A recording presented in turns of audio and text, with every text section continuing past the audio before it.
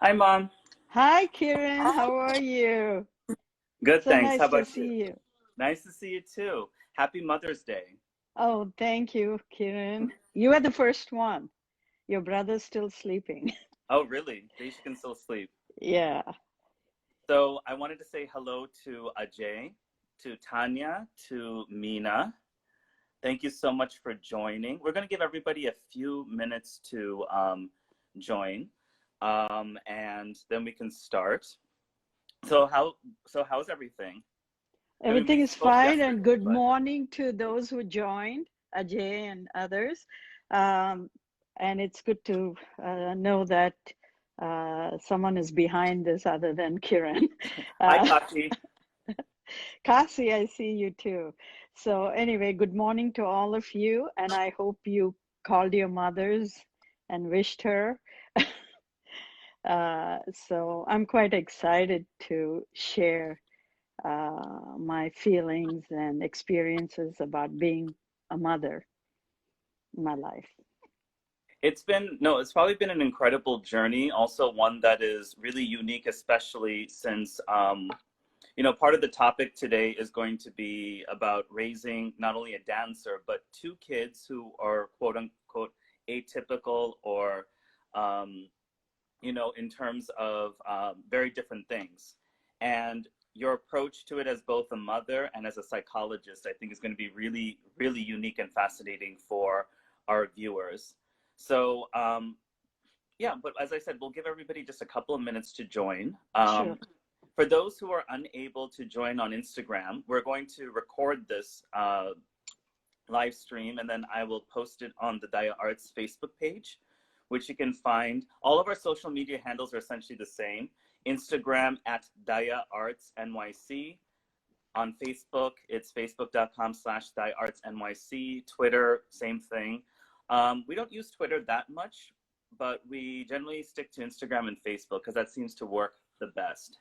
And for those of you who are interested in contacting my mother about any other queries and questions that you may have, yeah, please just send us a DM on Instagram or a Facebook message or however you would like to contact me directly. Um, yes. So I'm also going to start disabling the comments pretty soon so that, I can see my mother's face as I'm speaking to her. But if you have any questions, at the bottom of the screen on your phone, you'll see a couple of options to ask a question and then the question will pop up to me and to my mother during the live stream, and we will answer them. But I'm going to, for now, disable comments. So have a have a wonderful Mother's Day for everybody that's watching. Wishing everybody who considers themselves as a mother. Doesn't matter the gender, doesn't matter the race, doesn't matter the orientation. If you have raised children and whatever those children, blood, chosen children, adopted children, happy Mother's Day to all of you. So let me just turn off the comments very quickly, and then we will get started. Okay. So So I go we'll ahead. come on and off as we go along. So go ahead. Sorry, Mom. So I really wanted to start off with, a Would you mind poem I introducing wrote. yourself first? Sorry? Perfect. Would you mind introducing yourself first before we get started? Okay. Okay. My name is Vaidehi Rajagopalan. I'm usually referred to as Y Rajagopalan because I worked with clients who had speech impairments and so on. So I always told them it's Y that rhymes with hi. And so I got a lot of hi, Y. So Y Rajagopalan. And Kiran is my second son. And we live in St. Louis, Missouri, St. Charles, actually, which is very close by to St. Louis. So I think that's, I think you'll know more about me as we move on. So I think that's a good introduction, knowing that I am Kiran's mom. I There's had, much more to you than that, but there's uh, much more to you than that. I mean, everybody in India used to know you as that, but I feel like there's so much more to you than just being Kiran's mother. And that's what I wanted to illustrate and to sort of inform everybody as to how truly multifaceted you are. Oh, thank you, Kieran. I hope I come out as that. But in my life, I learned a lot from my life experiences, but a lot from my two children and also my husband and his family, of course. But the two children played a very important role in my mindset. That I took into this parenting.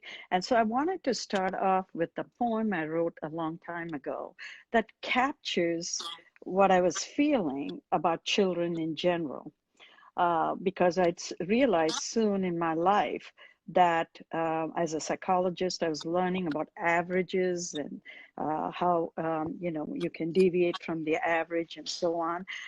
But it became more important to capture this. So I said, children are a gift from God, a gift so unique, so special. What looks similar on the outside may truly be otherwise.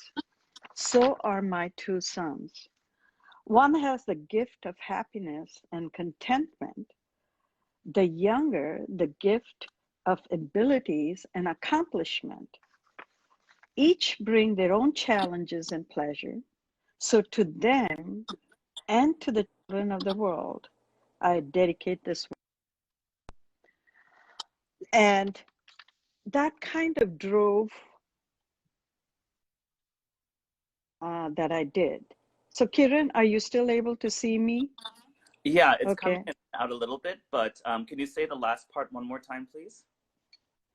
I began to realize that this should be the most important thing moving forward. And I wanted to share that with all of you today because it didn't just come to me the day my son was born. It came into it. Okay, so parenting is a relationship, if you ask me. And this relationship between the mother and the child takes away from any other training you have. So I know average, except, outside of the average. But to me, these two children looked exceptional and exceptional in many ways. And as the poem reflected, each brought their own highlights into my life. So, parenting is that, making sure your approach as a mother or a father is this, energy that's directed towards the relationship, which focuses on goodness of fit. Okay, the child brings his or own her characteristics, and of course, the child has your genes, but not all of it. The child has the father's genes, but not all of it. Mm-hmm. And so, together, the integrated gene pool that the child brings asks you to actually focus on the child's needs, no matter who they are or what they are. So it didn't matter that my oldest son had Asperger's syndrome and my parenting style was different. It took me, a year and a half into Kiran's parenting that same kind of thing doesn't work because to him, if I said you just sit there till I come back was not enough. He would ask me why. Why does it take you 5 minutes? That kind of stuff. So I decided at that point, and I was a budding psychologist, and realized that they teach in the textbook talks about authoritative parenting, which focuses on the child's needs. But as a parent, you bring in your experiences and your values and beliefs that has worked for you because that's what you know, and you want your child to have that before they go into the world and experiment that and find their own calling from that experience. It's, one thing I wanted to add before, we move forward is that this poem was composed for your dissertation intro, right? And so this Yeah. is a really key part about the conversation about life experience and all that. You're also a mother who had two quite young children, one who had, of course, special needs and special attention was required. And then you had the younger one, me, that had different set of needs and all that, especially with dance and all that being quite demanding as I got older. But you're also, managing, writing a dissertation and working at the same time.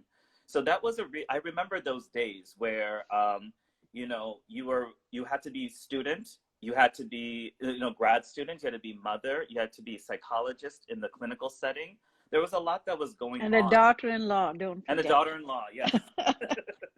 Yes, which, as you know, being, from South Asians who are watching, that is a job and a half in itself, being a Yeah. daughter-in-law.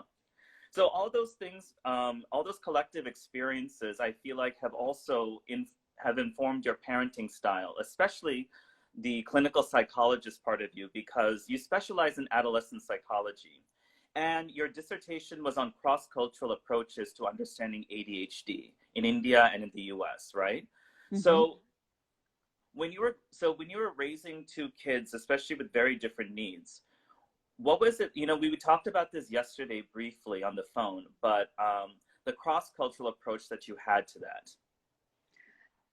Thank you for asking that, because it was more cross-cultural for me than your father, Mm-hmm. because he grew up in this culture. And I soon realized that I was having the same expectations and same kind of thing, with you too, that my parents expected of me, which is in the traditional cultures. And also, being a woman in that culture, they expected compliance. So, although I had many passions, and I'm not saying somebody said you can't pursue that, but I started to feel the norms and kind of withdraw myself from it. So when I came here, I realized that I had more adjustment to make with the new family, because American culture, I'm not saying India is Americanized, but I'm an urbanite. And I don't know if I'm proud or not proud, but that's who I Mm-hmm. am. And I call myself an urbanite who fits in anywhere, because as a psychologist, I learned that being adaptive is important, but not to lose your identity. So coming here without all that background, I did struggle. And even through parenting, because my oldest son had to have these rules and regulations. And I would just tell him in 10 minutes you have to be here, in 15 minutes you should be done with your toothbrushing and everything. And there were some struggles, and that kind of parenting worked with him. And as I said, Kieran wouldn't take that. And if I was inconsistent in parenting, for example, he would often throw things or spill something, and I would have to clean. And I would say, and he said, "Oh, I'm so sorry. That was an accident." And he would open up his big eyes. And so I would look at him, and one day, I decided I'll use a phrase, because phrases are important. Kids remember phrases than events. So I said, accidents happen because you're not careful. Okay. And there he was sitting 2 weeks later eating his cereal. I went out to reach to the shelf. Something was in the shelf. Thank God they were all plastic. So I pulled and everything fell on him, and I felt bad as a mother. I'm so sorry, Kieran, I'm so sorry. And he looked up and he said, accidents happen, because the rest. And Yeah. so that's the kind of kid he was. And so I began to read about kids, and no kids no two kids, even identical twins, are not alike. They may have the same genetic pool, but the environment they experience, the epigenesis of it, Mm-hmm. helps in the expression of that genes. So there's that psychology component. And so I learned quickly that, I have to give them nurturance that would help them become who they were supposed to be. The seed doesn't automatically become an plant. You have to nurture it, the Mm-hmm. water, the fertilizer, and so on, giving the right amount for the right kind of plant. I've killed orchids because I thought orchids would need the same kind of love and watering as jasmine. So I kind of think about that analogy and adjusted my parenting. I was not perfect, by the way. There are several instances where I had to step back, correct myself, or look at what my husband is doing and perhaps something that worked for him, I would modify for me being a mother. It was interesting because growing up, Deshigan spent a lot of time with Appa, especially on schoolwork. You were very dedicated parents in the sense that you created a very tight knit home environment for myself and Deshigan with both, freedom and flexibility, but boundaries that were quite healthy. Um, and we talked about this yesterday about, making sure that we had both the Indian experience and an American experience growing up and allowing us to sort of engage with both. And so that there isn't so much of a conflict of identity. Because I think a lot of times, especially in the diaspora, there's a need to protect Indianness and to protect what India was maybe 30 or 40 years ago. But having lived in India myself during 2007 to 2014, my perceptions of India were completely shattered because it was changing extremely rapidly due to social media, due to globalization. And what I thought was India in my head growing up is very different. In fact, it's more alike the parenting that you had done in the 80s and 90s with Deshikan and myself. Um, yeah, India has changed, but I had the traditional kind of approach to it because I felt as a mother, I had to be like my mother. When I came back from school, she was there, in the sink washing dishes. It was given, and I couldn't do that. Mm, Okay. And so there was a lot of adjustments. And also, I looked up to my father for many of these norms because I didn't want to be docile and, compliant. That was my biggest challenge because people remarked about that, mm, even in India. So, having experienced that, and my husband, his father, is a little bit more, he may look very Indian and have traditional religious and cultural values, but he thinks American when it comes to freedom of mm. expression and pursuing your interest. I was brought in this traditional way that, you have to go to college, do extremely well. Okay. It's a And culture of accomplishment. a culture of accomplishment, that's a good term. And so I was trying to enforce that on Kieran, and of course, it wasn't easy. I'll give you an example. When he was little, he said one day, I want those Nike shoes with lights going up and down and all that. I said, he used the word want. And I had kind of started thinking about freedom of expression, authoritative parenting, and so on. So I said, Kieran, when you need it, I'll buy it for you. Just want it now. And he said, okay. And I thought, wow, that was easy. I'm going to use that. And 2 days later, he comes up with a list of why he needs it. And one of them I remember is saying, all my friends wear it, and I look silly or bad. I don't remember the exact word if I'm the only one not wearing it. And that kind of stuck with me, and there is this culture that is much more flourishing. There's a lot abundance of things, and delayed gratification wasn't around you. Yes. Everybody wanted everything now.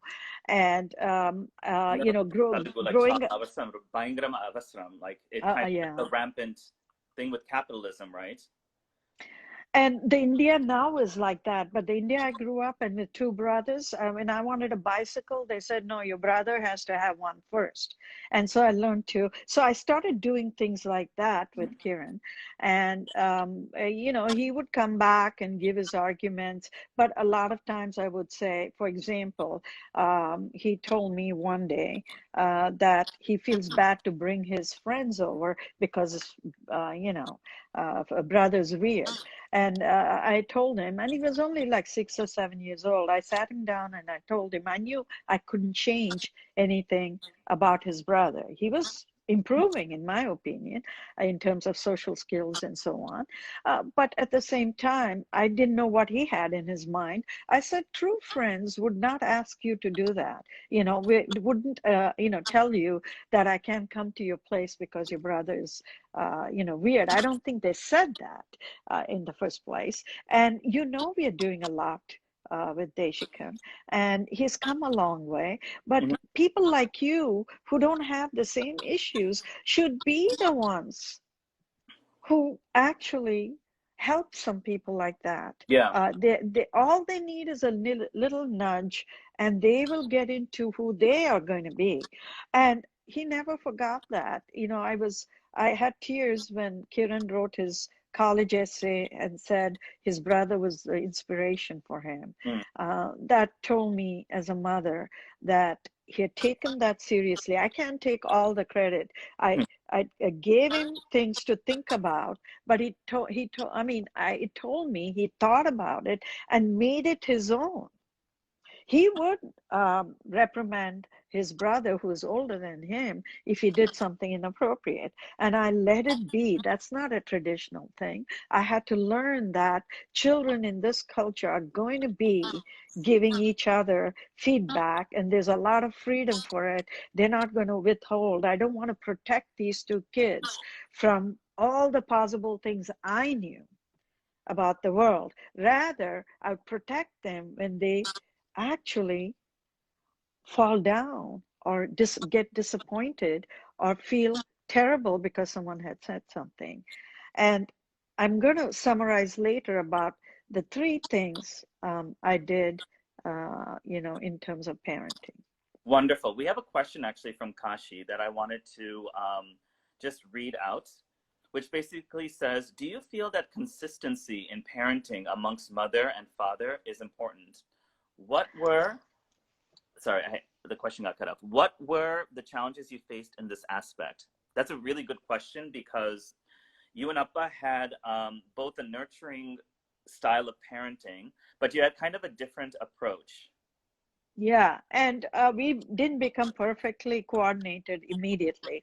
But my older son would keep asking us every time we had an argument, a fight, are you both going to divorce? Are you going to divorce? And that kind of told me that if we have differences, we have to kind of talk about it, but we have to be a team. And by the way, Kasi, it's not just about the mother and father. Authoritative parenting requires the child to be in the equation. And so that is also important. What does the child want? And how do we actually establish boundaries based on this child's, developmental level to give him that freedom? For example, the freedom I gave Kieran, because I was also a budding psychologist, understanding, I don't know, Kiran disappeared, understanding that creativity has to be fostered. But people like, average, no matter how much parents stress on excellence and all that, they don't want their child in other ways, psychosocial functioning, to be anything but average. Okay, because they want them to go to medical school, they want to go everywhere. And I had different ideas from my husband Mm. because I wanted academics to be the most important thing. Put it in front. That's what I was told. I have had arguments with both of Kiran and his dad. And then, in the end, if you don't work as a team, the child is the loser. So And the child also has to be brought in. So that's a really excellent point and an excellent segue into the next question that I had, which is basically now that we've talked about, sort of this holistic approach to parenting, in which it's a good fit model versus an absolute authoritative or an absolute cultural way of doing something. Um, I wanted to then ask about sorry, I just lost my train of thought, but it was basically about this idea of the culture of accomplishment and processing disappointment. Because one thing that a lot of artists go through, especially dancers, because In terms of payment schemes and in terms of salaries, dancers are among the lowest paid of any profession. And it's the most one of the most labor intensive professions in terms of like the way like the body conditioning required, the hours of rehearsal. It's, you know, it's manual labor, but it's not compensated in nearly the appropriate way as it ought to, which is a huge disappointment. So, and then of course there's the idea that Appa had told me about, where, you know, like research, you could toil for years, you could keep working and working and working towards you know, something, but then that big break doesn't happen, that breakthrough doesn't happen. And that's a huge disappointment. So in a society and in a culture that values accomplishment, what were the coping mechanisms that you developed, especially since when I was in India, I spoke heavily about the difficulties that I faced as a dancer there and the cultural difficulties that I had in assimilating.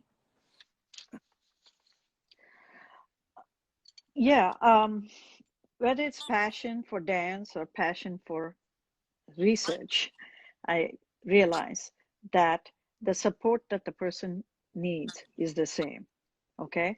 The parenting that I don't want to be critical, but most South Asian parents I have interacted with, at least from my generation, see success as a successful career as something that leads to having more than enough money to survive.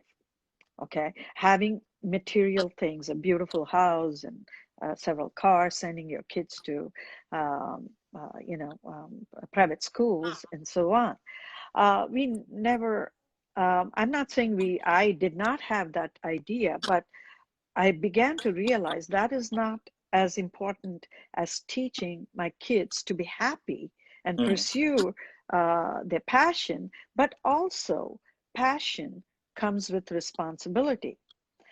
So, what I actually told Kiran some time ago was, I remember saying this, and I'm not very proud of it, but even a not so good professional will make enough money.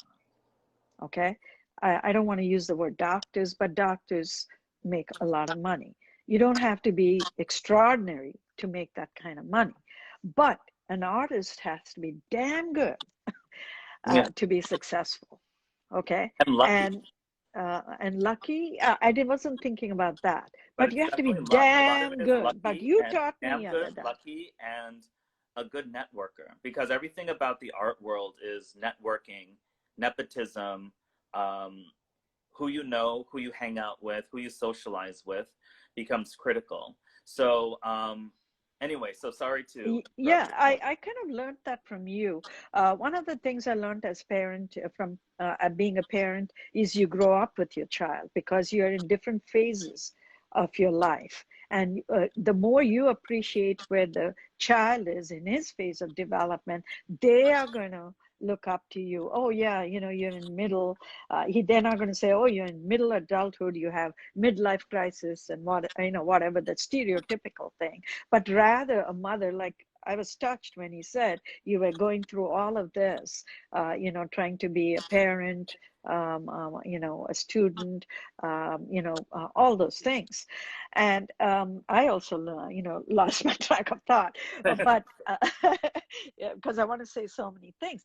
But going back to what I was saying, it is important that the child understands that they have to commit to this passion or exploration, whatever you want to call it. Because, one thing I learned about this culture as a psychologist is there is this emerging adulthood. Adolescent to adulthood is not a single thing. You are a adolescent one day, and when you get a job, you are an adult. Getting to that job has created this huge gap. It's called the emerging adulthood.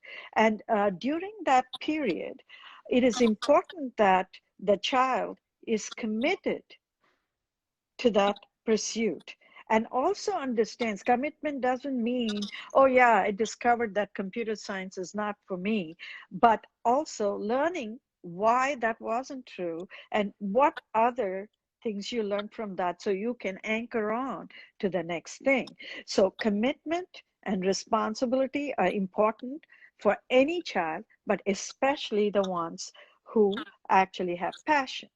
On the mother's side or parents' side, putting all these extraordinary expectations that they have to raise to this level to prove that they are worthy of being not a doctor or, I used to say IT, but IT is well respected because they bring lots of money. But the idea that you expect them to give their, I hate to use the word damn best to their passion. That's what you are reinforcing and supporting. And they're going to fail. And this is where the second thing that comes as a parent. First, you nurture your child and support his passion. The second is to teach them how to deal with disappointments and failures. There's going to be plenty of that, especially with artists, I think. And I may be Yeah. biased when I say that because I don't have a child who pursued the typical, pathway. And I can say he's a flourishing doctor or IT person or whatever, lawyer, a neuroscientist, whatever. Okay, but that expectation comes from within him as long as you support that I will not accept anything but hard work and persistence. Mm-hmm. And my husband and I were very sure of that because we were, I hate to say this, Kieran, but we used to keep writing checks. He was still on our payroll for quite a while. And so my husband, told him one day, you have to send me an Excel sheet showing me how you spent this money. And I went and shadowed him. I don't know if he knows thinks about it, but I came alone to India once, and I was horrified that he couldn't even come and spend one day with me because he would constantly, oh, I have to go here, I have to go there, and on top of that, on his performance day, I had to run around, okay, bringing coffee for and I realized, oh my God, he was only 22 when he went to India and had to negotiate with musicians, with everybody. We were paying, but he was actually the one, handling the money and being responsible about it. There And was no income in India because of that, because they don't pay dancers. yeah, And we were in a system where everything falls on the dancer. And that was something that was like a rude shock to me because I was hoping I would come to India and then at some point we considered a professional dancer and started getting paid. Out of maybe like 150, 200 performances I did in India, I can count the number of times on my hand that I actually got paid. you think I don't know? A You lot know, of times we ask that question, remember? exactly. What did you do with it? And Kieran did not settle for mediocrity. I would say just take the thing because I was horrified. I was in a performance. I brought coffee, everything ran around, and the violinist was missing Yeah. after the intermission. I was furious. I told Kieran, how did he leave? You've paid for the entire thing. Oh, Mom, you don't understand. He has another performance. I said, how can he have that? Then I realized that as a young artist, he has no clout Mm-hmm. with these artists. No clout. They will do exactly what they want. Take his money and do exactly what they want. And I hated that, and I still hate it in India. That someone who's I'm not saying artists are paid salaried people, but they are when you engage them. And I've told this to Kiran when he's come to me about pieces, and I'll say, "Oh my God, that is too insightful or introspective. Don't lose your audience over your passion.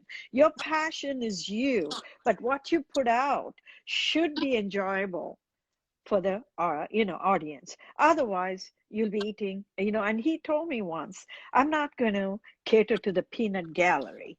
And I remember my husband saying, well, you'll be eating peanuts if you don't. No, it's a balance. So It is it's a balance. I mean, I'm not saying don't follow your passion. You have to get them where they are. The audience are not where you are in art. If I start talking about theories like I did yesterday, and you and Nico told me, don't go off into the professorial thing, but tell me more about your experiences. That's what the audience want. Okay, but you can keep your passion and insightfulness, and it'll come through your beautiful dance that you are making for your audience. Tanya has a I hope I question. answered the question. You did, you did. You definitely did. Because those are some of the hard things that you probably had to experience from afar. Because I would say things like, I got this review that said that I was too tall for dance and things like that. And then I would tell you about the gossip, all these kinds of things that I heard. And to go through that in your 20s without understanding the culture fully was really difficult. But you still gave me the space to talk about this, even very difficult things that are there, like the seedy underbelly of dance, as I like to call it, right? So we had a question from Tanya who said, as a parent, how did you empower your son to learn and pursue dance when most Indian parents are pushing their kids to become doctors and other professions? I'm sorry, Tanya, I can't see the full question because it's long, but that's the next question that we have. Tanya, thank you for asking that question. With Kiran, I didn't need any encouragement, but when he was born, I had developed type 1 diabetes just prior to that. And my husband, and especially my husband, had told me many times, pursue dance, it's your passion, and so on. So, can you imagine when he was 6 months old, exact to the date, I joined dance. And my husband came, and he wouldn't leave. My son, Kiran was crying, and he wanted to stay there. And one of the policies of the school was you can't bring your kid. So he went away, but whenever I practiced, he would be there. So I guess he had it in him, but the environment that I was exposing him to kind of said to him, oh, this is something I can think about, because he was doing a laripu without being taught. Okay, because he was watching me. A laripu is an Indian dance that is done at the beginning of a performance, more of a warm-up thing, and it has more of the movements and other things, less expression.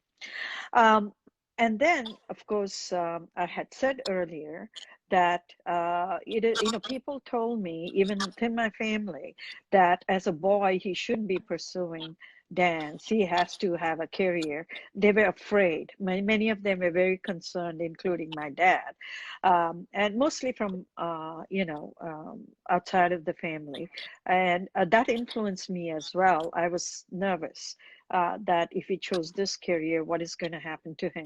And I had another child who had special needs and couldn't, I didn't know that he would become so passionate about chemistry. I have three guys in my family having different kinds of passions. And as a woman, I just know how passionate men work. If you don't support it, they're going to be very not so happy, and it'll come into your life. Having been told several times directly to Kiran and to me, I remember, I hope if you're listening, don't take it seriously.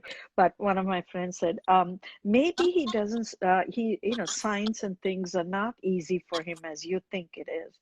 And so perhaps that's why he's saying dance. And I remember saying, do you understand that medical field and other fields that lead to licensure and a terminal degree is extremely organized. It's easier to follow that. And but I'm not saying it's you have less intelligence because of that. But an artist following their pursuit is extremely going into a pathway which is ambiguous, and they need all the support because they also, like me, are coming out of the same context of success, no failures, You never, do you hear anyone? We didn't have social media, but do you see anyone putting up there, oh, my son did not get in Harvard and he's feeling bad? You know, there's nothing about it. All the times you didn't go on a vacation, didn't go up there. It's that vacation for 1 or 2 hours that you spend goes up there like it is. It's okay. These are celebratory things. But when it comes to your child, you have to kind of teach them how to go against it or fight it, not Yeah. against it. I'll give one example. When he was in Boston University, I remember one day he said, "Oh, my microphone, my microwave doesn't work, this, that, and all kinds of things." And I finally had to say, "I'm not your help desk," you know. But another time, I it's a remember that. psych. At the psychosocial aspects, he was really distraught that he went with his friends to many events, supported them in their interests. And here he wanted to go to New York to see a play, and no one came. Nobody was willing to come. So I told him, because I have similar situation in my life. Um, I told him, Kiran, if you are so passionate and interested, you should actually learn how to enjoy that by yourself. And people seeing the enjoyment in you may join you, but don't wait for them to come with you That because was a you just keep critical doing. that was a critical lesson because by nature, I didn't realize this in college because the pressure and sort of like the atmosphere and the environment was conducive to socializing, but you were tapping into something that you saw in me, which I hadn't quite realized, was that I'm a solitude kind of person, maybe one on one, and that I am comfortable to do things by myself. So I don't have an expectation for my friends to come to my dance performances, um, because or my family members to come to my dance performances in Chennai and all that because I realize it's futile because you don't because your audience will come to you anyway if you're passionate and if your honesty and integrity comes out on stage, you will have an audience. If it's not your own family members, as in like the you know like you know like an atte and all that that comes to your performance, it's it's fine. It's not a big deal because you had basically you and Appa had instilled in me the importance of understanding what solitude is versus loneliness. and Absolutely. and Uh, solitude is what was key to basically empowering a difficult journey, and that's something that you had instilled because as a family we were quite in solitude, as though even though we had like a great community around us in St. Louis that was supportive, because of our unique family circumstances, we had to be insular and we had to learn to work in solitude. Occasionally, and I, engaging with yeah. the community and all that, but by and large, we did things for ourselves and by ourselves. And of course, the art for part of it, we reached out in the community, to instill. We were concerned about coming from New York to St. Louis, that this was a long time ago. Now it's thriving. Yeah. Kiran was interested in dance, so was I. And we had Miss Asha Prem's Dances of India at that time, and Kuchipudi Arts Academy, but it was all students performing, and you reinforce the same thing over and over again. So not that they were not good, but to actually expose them to the entire world of Indian dance, Abhinaya was started. And my good friend, Dr. Uma Champati, who is actually a OBGYN, she's older than I am, but she was the strong factor. While we wanted to do it, she was the support, and she still is, while I had to withdraw because there's so much going on in our lives to supporting each other. Believe me, Hmm. it was not easy for me as a mother, hearing people from India ask me, how come you never come to your son's show? This woman brought food and things for Kiran as a mother would in the middle of the I remember that. and I felt so happy that there was someone, if I couldn't be there, those are the times when I think about, an artist needs his entire community. And people in St. Louis, I mean, some of our close friends who actually were there at the beginning. Now there's a lot more people and less commitment to each other, in this group. But we were all together. When they saw him dance, they would come and tell me, you know what? The difference between Kiran and others is they all do well, but Kiran looks like he's thoroughly enjoying himself. You know, that's what he wants to be doing. And I remember the first folk dance, he was like 5.5 in the middle of all the girls, and he was going like this, and really into this. And I wish I could get hold of that video clip. But Tanya, those are the kind of things that told me that this child is got his own passion. Some of it is from me, some of it is from my husband, but he has become his own person. And this passion centers that personality. And if we don't nurture that, I'm going to make his life miserable. And that's really important because I think what a lot of parents eventually realize, especially when they have kids who go against the norm, is that if they have the passion and then the discipline and the the courage of conviction to follow it through, most of the time, and some success is another key thing. The appearance of success, the appearance to community of success, despite doing something atypical, brings the community back around. It kind of works that way, for better, for worse, but that's the reality. We have about 15 minutes left. There's another question from Ajay that I wanted to make sure that we get to. It says, South Indians generally intervene in others' parenting skills. Was it any different bringing up kids in the West as South Indians? Um, of course, the extended family has its say in the matter. So does the community, because the community in St. Louis became the extended family. And most of them, a lot of them had lived here longer than we had. My husband grew up in New York, and they also had struggles with their teens and so on. I saw many of that in front of me. And, for some reason, both him and, me and his dad were not influenced by that, but kept that as the background so that Kiran doesn't fall into that pit. So that, we didn't protect him, but we taught him how to sustain himself in that. And I don't know if he felt that, but in Cleveland, he totally surprised me because it was a different environment. And for his Arangetram, for example, he had to do things on himself.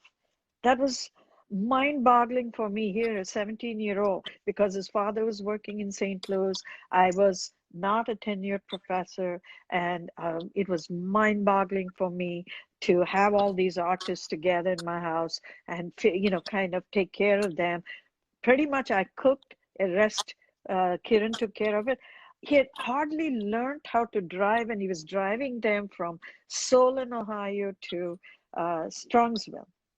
Which is about Okay, 40 minutes away. 40 minutes away. And people remarked about that. Oh, he must be really passionate, but there was this idea that somehow I wasn't supporting him. And if I had fell into that trap and forced that on him, he wouldn't have become who he is. He took a lot of pride in driving these people, becoming himself. By the way, we did not go on college visits with him. He did it himself. He drove himself. Okay, so I think all that, around you gave me the strength to actually take into consideration, not negate, totally ignore it. Take into consideration that these views are important, but how do we actually foster our values and beliefs within that system so we don't hurt anyone and we don't um, actually insult anyone, but make them part of this equation. And I think that was the testimony of that was in last October when he came and performed in St. Louis, and all these ladies and were in the front. No, uh, it was it was it's really important because building community. I think that, especially with friends who have seen Daishika and I grow up, it's like in any community that's like close knit, or with the South Asian community, whether it's whether it's Tamil, whether it's Kannadiga, whether it is Bangladeshi, um, there's a collectiveness that's brought over that's still there to an extent, even if it's segmented between different linguistic groups, different castes, and all that kind of stuff. There is a collectivism that's there, and I think that, it's really easy to get drowned in the noise, get drowned in this idea of showing, face to community. But if you're in a circumstance where you can't hide, like you can't hide a child with Asperger's, right? You you can't just hide took a him child everywhere. who is a dancer and passionate, because it's going to come out, right? So Hmm. rather than get caught up in this whole idea, I need to show face to community, the community needs to face us, in the That's sense a that, little harder. You bring them to you yes, because face us, and we yeah. need to engage with one another. This is And where I want to say something about positive psychology. yes, The Indian community is always looked at in a negative way about their academic pursuits for their children. But think about it in another way. Okay, I've seen a lot of my students struggle, even very bright ones, because parents only support you this far. After that, you're on your own. Whereas, Asian parents may expect you to go to medical school, expect you to, and they are very adamant about it. I'm not saying they're right, but they also put their money where their mouth is for most part. yes, Okay, they will support that. And many of them work hard for their children. yes, So I take that from, that group.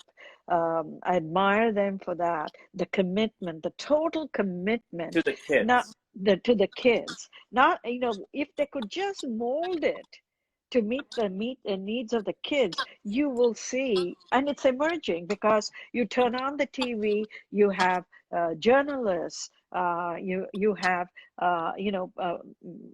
people in other professions, even politics show up who are second generation Indians who had parents.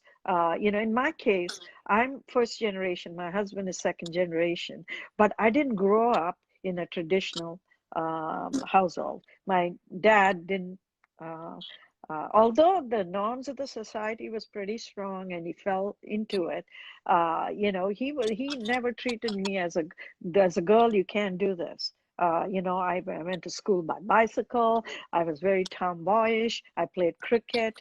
That's where I had a lot of trouble coming and adjusting to a family here, which was more traditional. So that's the irony of it. Hmm.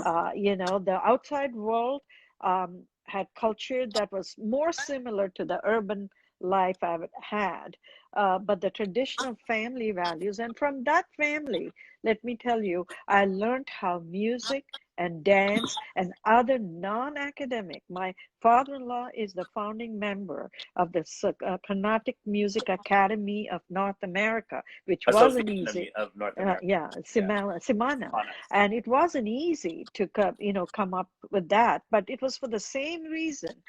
We brought dance and music, not we, but there was a move to bring music and dance to St. Louis Hmm. because that was missing in the thing. So I look up to them in terms of their commitment to. My father-in-law is a well-known, scientist. Yeah, and my mother-in-law is a well-known woman for her virtues for cooking, supporting the committee. She has cooked for thousands of people when the temple was built. So those things are some of the things that influenced me to give up this idea that both my kids have to go to Harvard and have these degrees.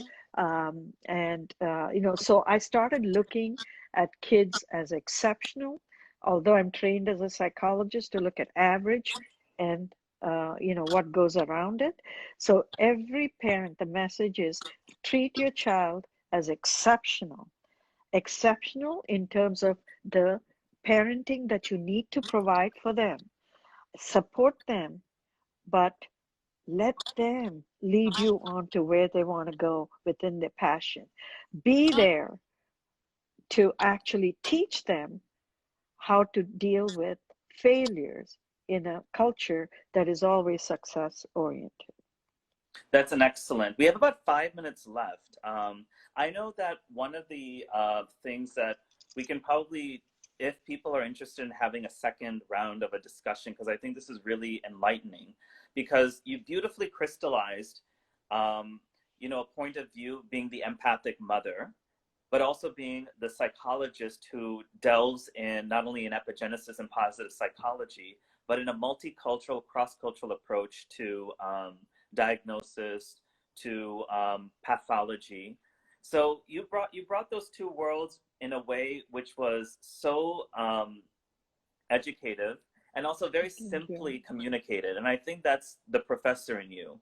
So I personally would love to continue doing more, series where the two of us talk about various issues. Need not necessarily be confined to dance and my upbringing, but we can talk about, for example, we have about 5 minutes left. I don't see any other questions at this point, but if you wanted to speak on anything about positive psychology and maybe perhaps the pandemic or COVID-19, what were your thoughts about bringing some of the tenets of positive psychology into coping mechanisms during this pandemic? Because it's going to be a while that we're going to be in this social isolation, in this social distancing, in online engagement.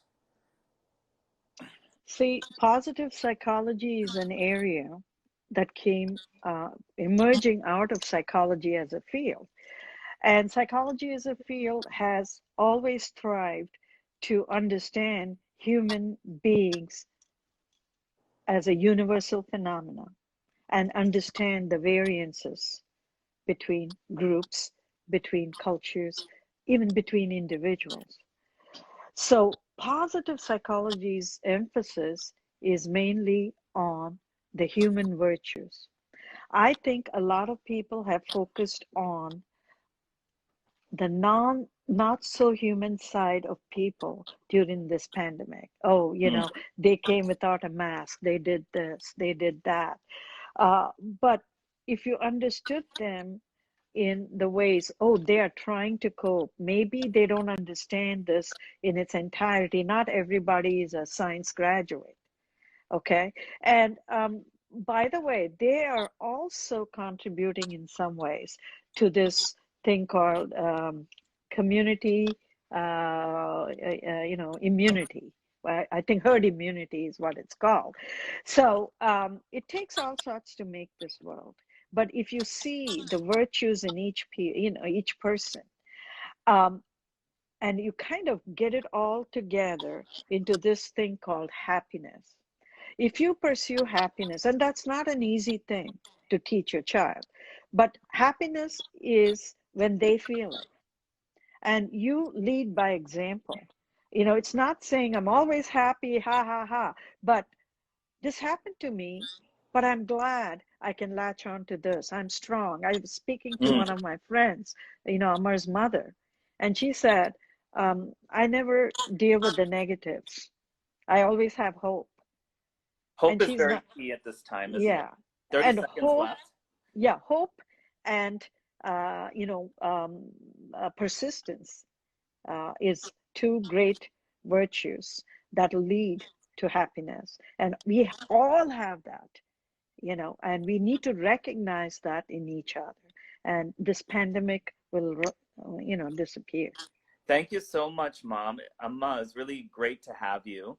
Oh, thank you, Five Kiran, for seconds giving me left, the so